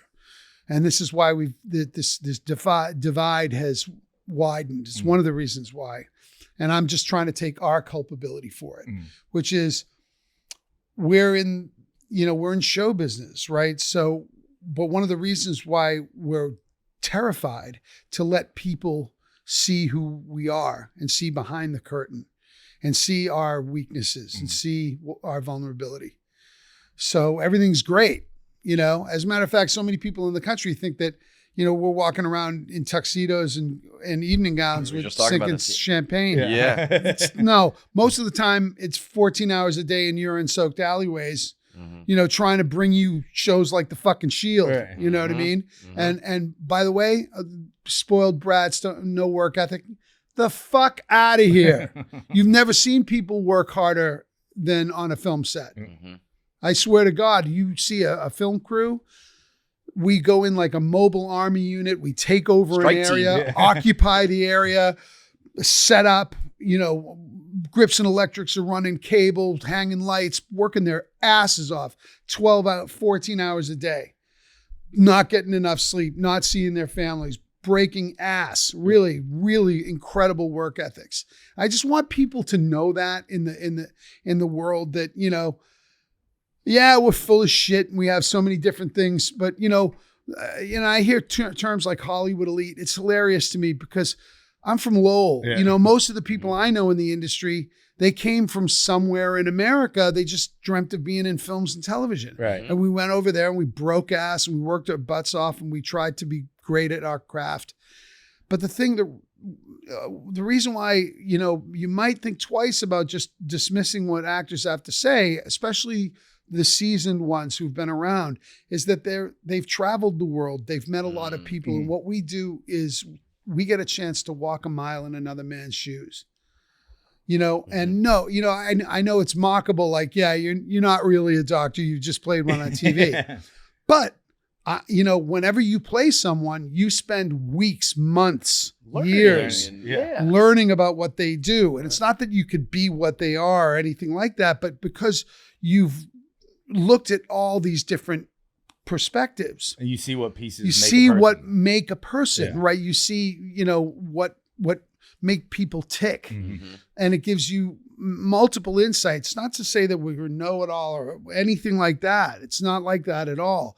I think it's why we're so empathetic. It's why we have such deep feelings for people, is because we see people's plights wherever they come from and what they go through. You know, it's our job. Yeah. You know, so I just want to open that channel of understanding for what actors do, because it's an interesting craft. It's different. And it's not just make believe. You're breaking your balls to represent people.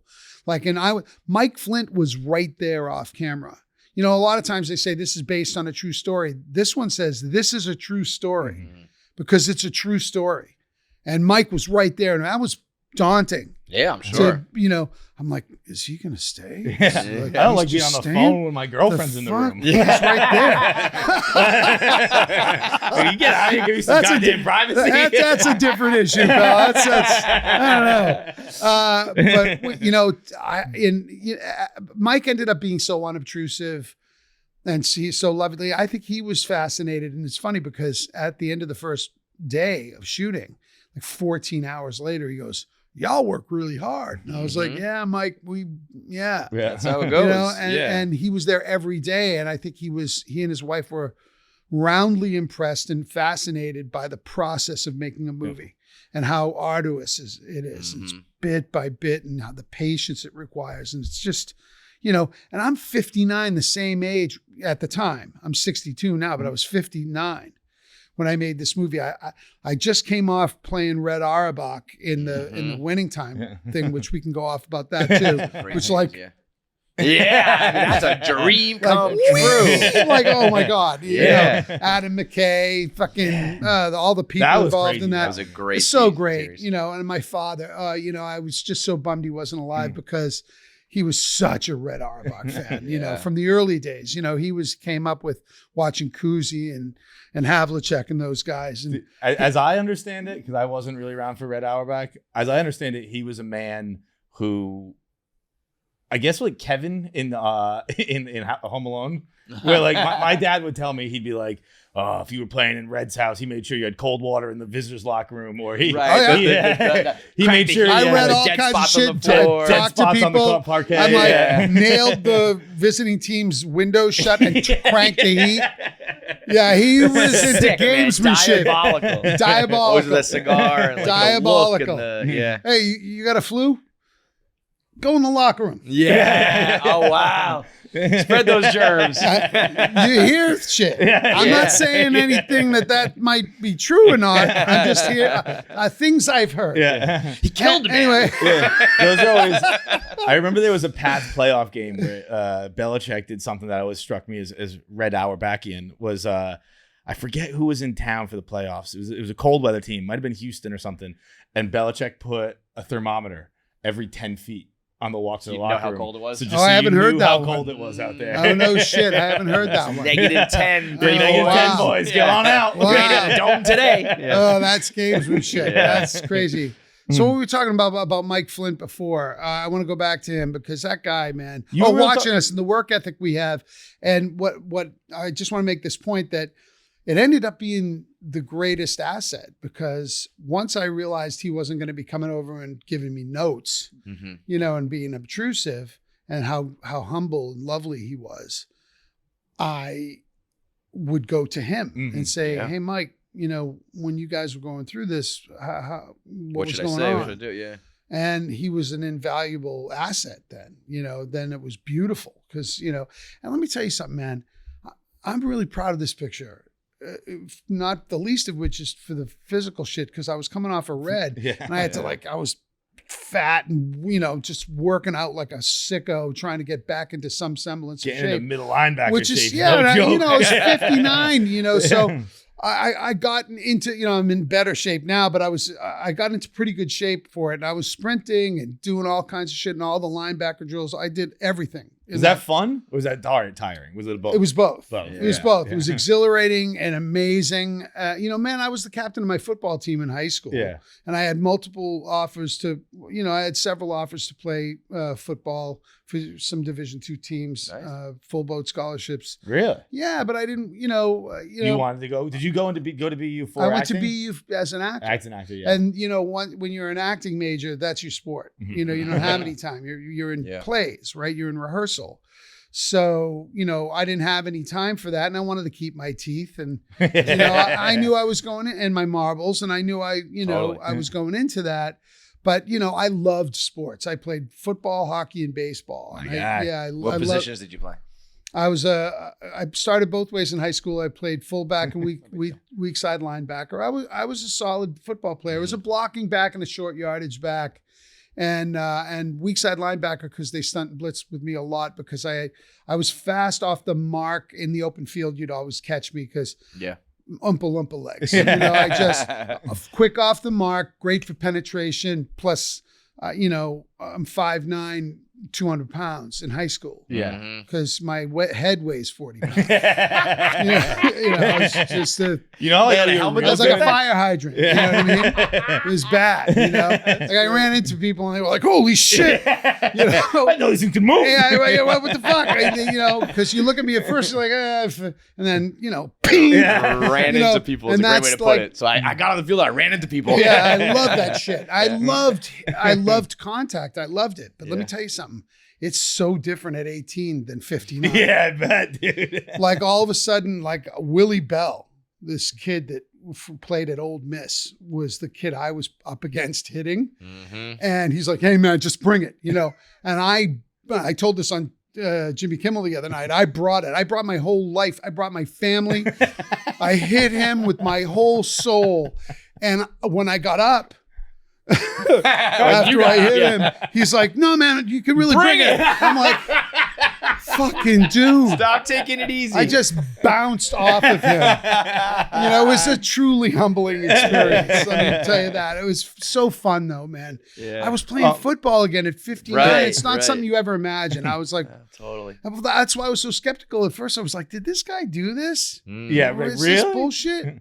And like I said, I met him and I was like, "Oh, you did it." They always say about, because Mike became a strength coach at A&M, right? Yeah. What they always say about strength coaches is, as I understand it, they're kind of like the hockey goalie of football, where it's like, it's a person who's just insane. Wouldn't you say Mike fits that bill? I'm 1 minute after meeting him, he jumps up, and this was aimlessly. He was just talking. He was just aimlessly jumped up, grabbed the pull-up bar, and pulls 12 pull-ups. I'm like, he's 74. Just and then dropped 74. Yeah. But he just did them. And I'm like, is he? What the fuck? No help, no assist. Drops down, keeps talking. I'm like, just a true meathead. Holy cow. But trust me, the guys in the team too by the way, everyone on that team, that's what I loved. We all are athletes. Everybody's played. Everybody. And that's why the football sequences are so jake. Did you? Because those guys all played. But my stunt guy who did like 4 shots where I got my clock cleaned, and thank God I let the kid do those shots because Willie cleaned him out. Yeah. And I was like, "Oh my God, I would have been dead." Yeah. How do they shoot those? Like, because I've noticed just as movies and TV has gotten higher quality, that sports scenes, especially Winning Time, was good too. Like, they really do feel real these days. Are they getting hit? Like, yeah. And there's no like rules and regulations around that, or are we kind of bending the rules a little bit? It's very thought out, but yeah, they're crushing each other. Yeah. But it's worked out, and the person who's getting crushed knows it's coming, so they know how to play for it and how to brace for it. Yeah. And the best laid plans, though. Right. Sometimes, like some of these kids, took a minute to get up, but the great thing is they were 24. Yeah. So you bounce up and you're 24. Like me, paralyzed. I'm sorry. And by the way, all the shots in this movie where I initiate the hit or I'm hitting with another guy, it's me.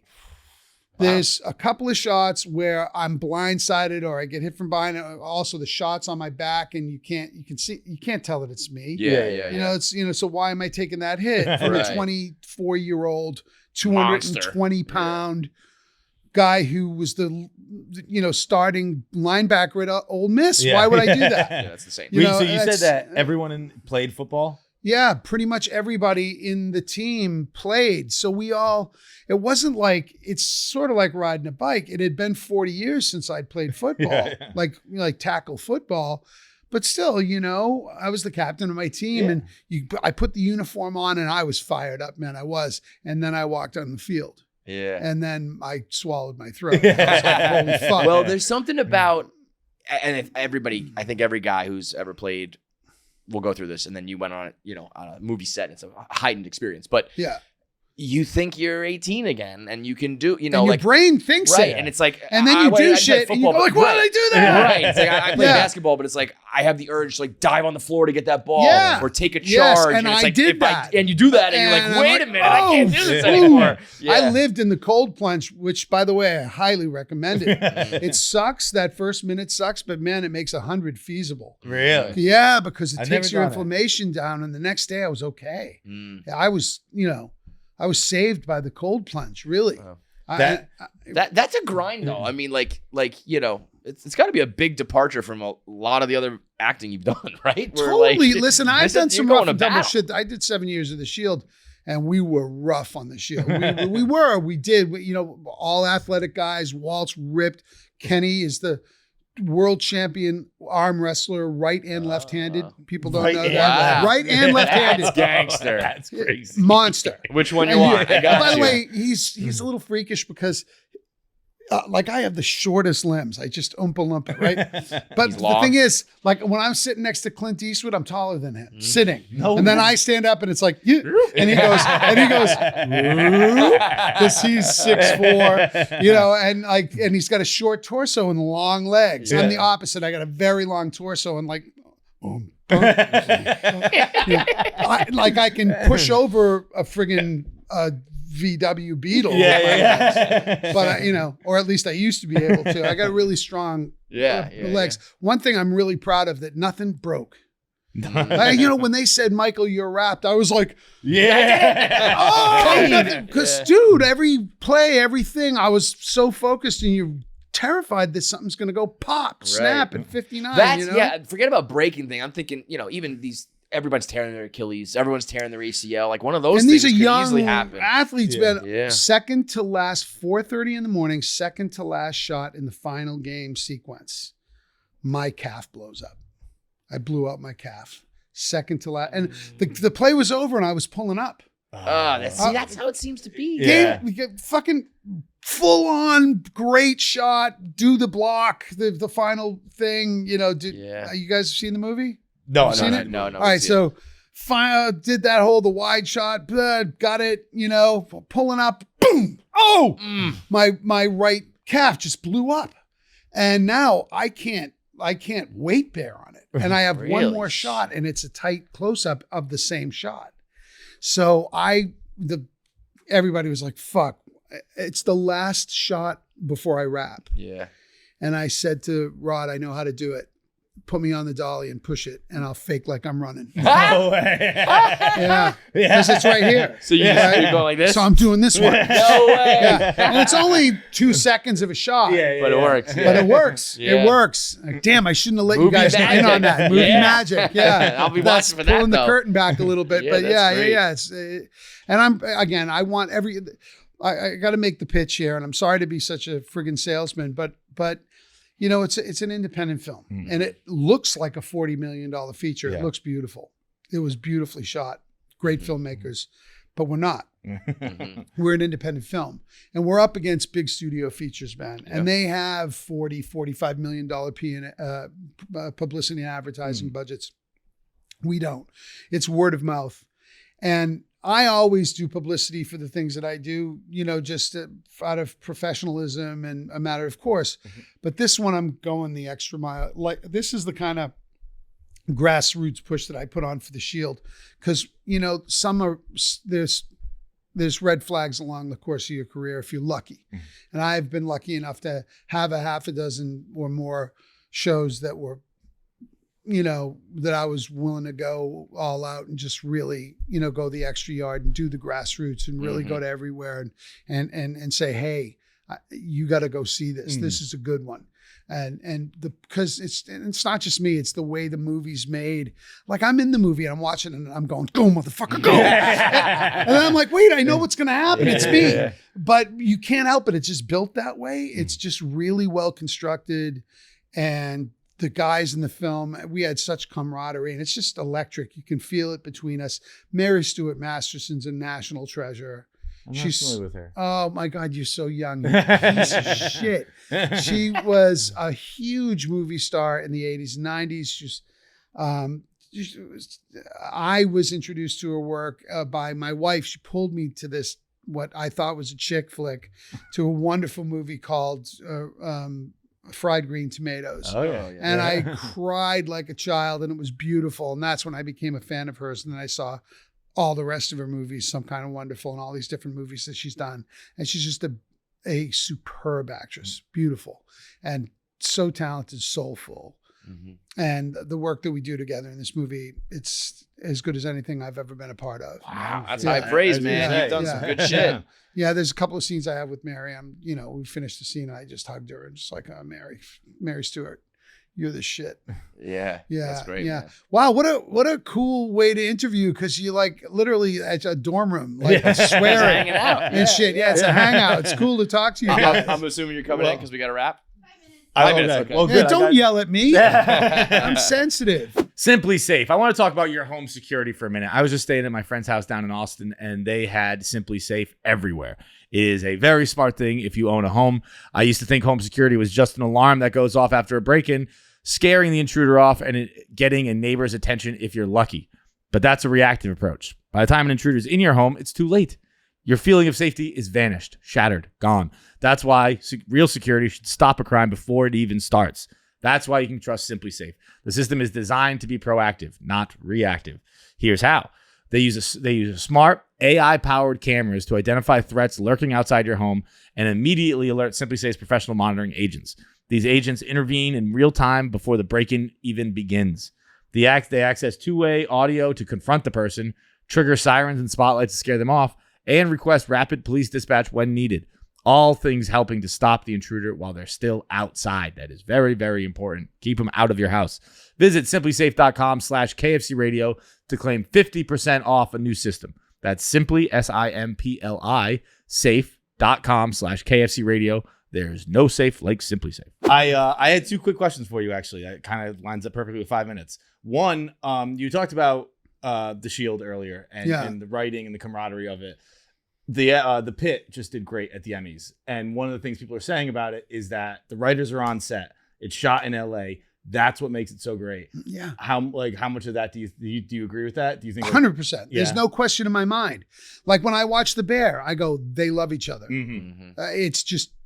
It's there on the film. Now, I don't even understand how you can do a show where the writers are in a different room and never meet the actors. You can do a film and get away with that, and sometimes that reverse alchemy ends up being electric on camera. Yeah. But to do a television show while you're hating on people, while people are upsetting, that's like the seventh circle of hell. And the life's too short, Ben, man. Why would you want to spend that much time of your life? Because you work 12 and 14 hours a day. Right. With people that are being miserable and hateful. So yes. The answer is 100% yes. And when the chemistry's there and there's trust, then you're free. Then you can really go for it, and you can be in the moment. You can really go for what the writers have put on the page, and the writers are at least like factoring you in. Well, they've met you, they've seen you interact. They go, "Oh, he could do this well." On The Shield, we had done something that I had never experienced before on a series, and that was, when the writers write, there were 8 writers, and that's the other great favor that Sean Ryan did for himself. He, being a great writer, hired great writers. Yeah. some people are like, it's all about me and this guy's got to be the star. But I don't know about you guys. I'd much rather be a great player on a championship good team than be the star on a loser. Franchise on a loser. Fuck you. Right? I don't want that. Totally. Really? Yeah. Give me all the money and the glory and we suck. Yeah, Fuck right. that. No, I don't want that. And that's what the Shield was, a championship team, and everybody scored. But the one thing that I used to, all the sports analogies, man, you love this shit. That year, the Red Wings were the champions, and they happened to be an extraordinary team, and even the goalie scored. Yeah. And I was like, we're like the Red Wings, man. Everybody scores. Like everybody scored on that team, and that's the way we were on the Shield. And Sean, insisted that like they whiteboard out the whole series on the walls, right? And then you get number 2, you don't do show number 3, you do number 4, and in a wheel as we were shooting the shows, we're shooting show 2. You're on set for that whole week, and you're out of the writer's room, and you're not overseeing and overlording. You're there to make sure, yes, that the integrity of the piece isn't, consistent and being shot the way it's intended. Right. But also, to collaborate, to be there with, and the other benefit of that is the writers hear the voices of all the actors, see the chemistry with the different actors. Right. They gain insight to the whole, and it just raises the bar entirely. It just, it just made everything better. Yeah. I don't understand how it could what do you mean you would write a script and send it to people who you haven't met? Well, it's kind of like, have to act it's kind of like being on a team and saying like, we're not going to practice. Right. We're not going to spend any time together. Yeah. Just throw it together and hope it. Yeah. Like hope, but we're all good. We'll just show up and do it. Fuck out of here. Right. You got to work together. That's like when the Lakers went with like Karl Malone, Gary Payton, Kobe, and Shaq. Everyone thought it was going to be a great team. It didn't. And they lost to the Pistons because the Pistons were a real team. Yeah, a real team. Yeah, absolutely. And then, that's why the Miracle Team won it. Right. The Russians were like, we can beat these pieces of shit. And they were like hungry and loving on each other. And let's do this. Oh, I love team sports. Yeah. I fucking love it. And then my last question is, as a former Emmy winner, the other night, I didn't care for the countdown thing. I don't know. Do you know about that? The Boys and Girls I know Club about it. I only saw a couple of minutes right at the end of the Emmys because I had a screening that night. Okay. It's the first time I've missed the Emmys in many years. You just sort of, that's our night. And there's guys, of course, America, that's not every night of the week. Yeah. We do it twice a year. We have the Emmys, the Academy Awards, the Golden Globes. But a few nights. I just wondered if you could walk us through the experience of winning, because basically the winner had a ton of pressure on them to wrap it up in 45 seconds. And I thought it was an unfair amount of pressure. Like, what was it like when you heard your name read? And then it's an out of body experience, especially in my case, because we were really, like I was called by Peter Liguori the night, the president of FX at the time, called me the night before the Emmys. And he said, Chicky, I just want to tell you, we're so proud of you. You're the first person in basic cable history to ever be nominated for an Emmy. Wow. We're thrilled. We're a little netlet. No one's ever heard of us. You've put us on the map. You're going to go and represent us. But I just want to let you know, you can't win. There's I hope that you have your expectations not low. 0. No, because you can't win. And honestly, I never thought in a million years that I would win, especially considering who else was on that docket. Who else was on it? I don't know, some couple of losers like Martin Sheen and Kiefer Sutherland and oh my God, Peter Krause and and with the Golden Globes, Gandolfini, okay, you're not winning, right. You're just not winning. So and you really, I didn't. But when someone says it, your competitive nature sort of kicks in. And I bristled and I was like, fuck, I can't. It's like, well, hearing it was different. I was like, well, why do you say that, Peter? And he said, all right, HBO has 480 voting members of the Academy. NBC has 430. We have 7. Holy shit. So people would have to jump ship. It would have to be pure. Oh, wow. Yeah. So you won like the best Emmy of all time. Well, it's you got one guys of those, going against their own when he projects. said that to me, well, first of all, when he said it to me, I just went, oh yeah. Yeah. And I just went there and listen to this. We get out of the limousine and I love that I've never told anybody this. Oh, please do. I get out of the limo. Well, you never talk about this shit. It's a little embarrassing. You know what I mean? I don't know. It's just like me. You know what I mean? So I get out of out of the limo, and the first 4 people my wife and I see are Sheen and Sorkin talking to Spielberg and Hanks. You know, and that's like royalty. That's the big four. That is the best. And my wife looks to me. My wife turns to me. You're gonna love this. My wife looks to me crestfallen and goes, "Are you gonna be all right?" You're fucked. Yeah. like when you lose. Yeah. And I put a good face on. I was like, "Honey, thanks, honey." No. I went, "Honey, look, we're invited to the dance. Let's just enjoy it." You know what I mean? Right. We're the little shop that could. This is amazing. You know, we're here. We're amongst titans. Let's just enjoy it. Yeah. You know, really. And I was in the best head. Yeah. No speech, nothing. I had nothing. I knew I wasn't winning. Right. I was told implicitly that I wouldn't win. So, and on top of it, Kim Cattrall, who you know, and the Sex and the City girls were up there, and then Michael C. Hall was Dexter.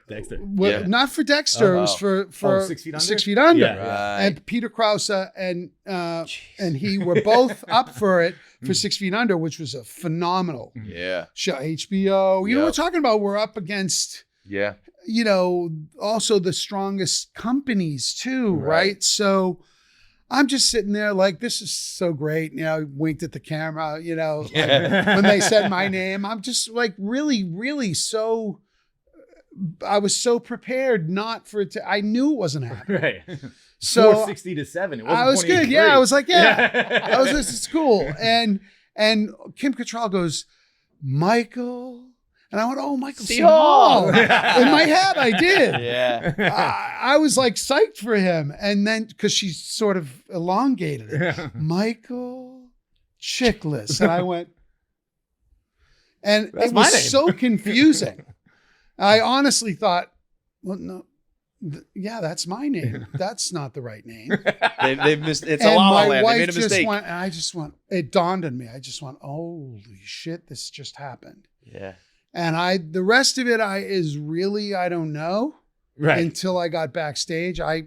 Honestly, I'd have to look back at it to kind of know what happened from there because I don't know. Wow. That's what I know I made a bit of a quip because Conan O'Brien had said earlier in the evening, he had made a joke about my name, Chiklis, which is a second grade joke. Like people have been saying, you Chiklis. You know, so, you know. You idiot, Conan. So I was surrounded by the Sex and the City girls. So I said, hey, so much for being Chiklis. I remember saying that. So much for being Chiklis. Yeah. So I wanted to throw a quip. But aside from that, it was like, you know, the Charlie Brown teacher, like, well, nothing. Yeah. Nothing. And I you know, do I have time for one more quick award story? Your heart out was 130 and it is 140. Oh, I gotta go. Peace. We'll save it for the next time. Please do. I got more questions. What a pleasure, guys. Thank you so much. Go see The Senior in theaters now. Do it. Do it. In theaters. Thank you. Hey, what a pleasure. Amazing. Michael, thank you I much. really would. All right, big thanks for watching. If you made it through this whole episode, that means you should be subscribed. There's so many of you out there who watch and don't subscribe, so make sure you are a KFC Radio subscriber. Make sure you get all the content when it drops. Click that button now. I have 9 fingers. I'm still subscribed. It's that easy.